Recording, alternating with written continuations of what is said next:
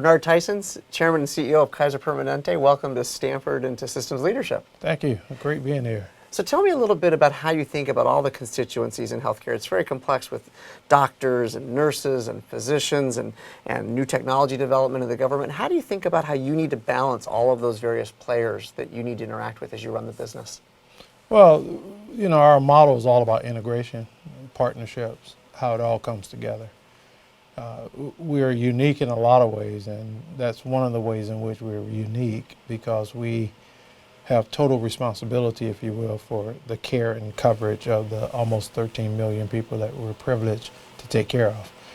So I'm always thinking about it in the context of how it comes together, how it integrates, and how it enables us to do what we need to do, providing the care and the coverage to the populations that we take care of.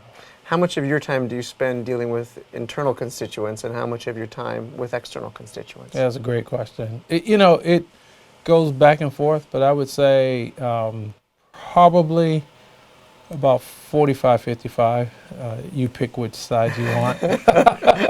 But generally, about 55% of the time is internal, and I'll say about 45% is outside. And actually, I'm surprised by that, because I assumed that I would be spending a little bit more time inside and then doing my stuff outside as well. And the outside influences so much what happens inside, I've discovered in this role. And so I spend a lot of time with customers, with the government, in different environments. And it's extremely helpful in helping my thought process for the issues and the priorities that I'm taking on inside of the organization. Let's spend a second talking about the government's role in healthcare. And there's obviously been a lot of discussion with the Affordable Care Act and what's been happening since. How do you think about, when you're interacting with government, how you take your learnings and your interactions and then convey those messages back inside, and how those interactions outside influence how you take care of the patients that come through Kaiser? I think of the government a lot as playing two major roles. A very big, important customer that is covering the lives of millions of Americans through the ACA, through Medicare, through Medicaid, and other government-sponsored programs. And so I pay attention to what my customer has to say. It is also a big regulator.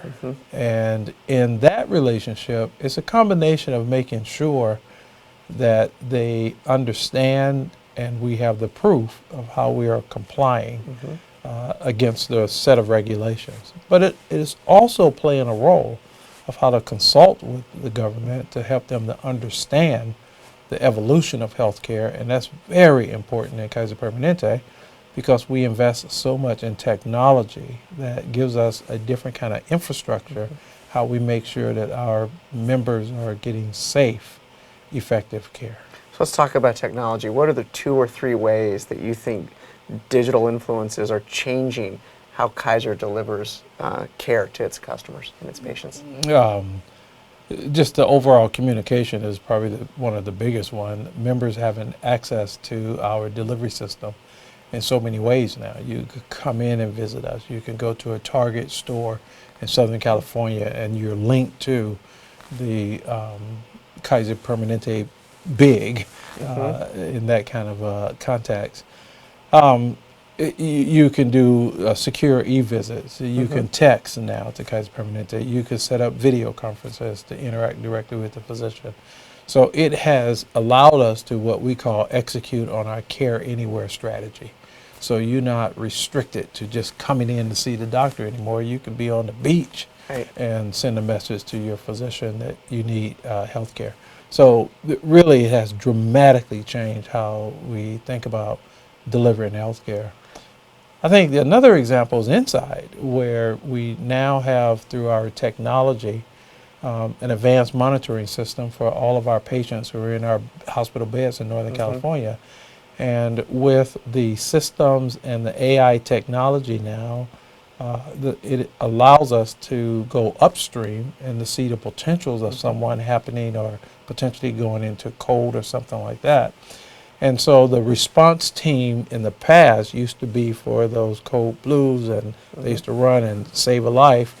Now they actually respond ahead of time to go and check on a patient with the floor nurses and others to make sure that the patient is okay.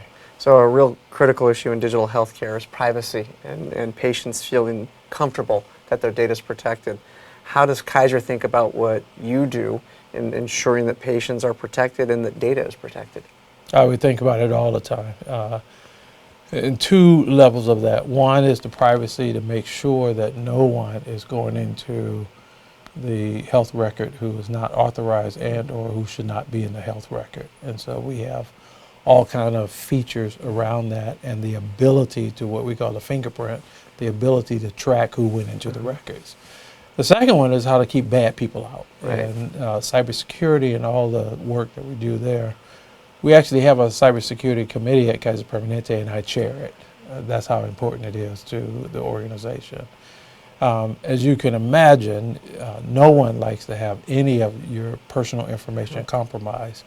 There's a big difference in how people feel about your credit cards being compromised versus your personal health record. So the stakes are high, and how do we keep that information as confidential as possible? So you chair that committee, and if you think back, you've been with the company, I believe, 33 years. 35. 35 years now, okay.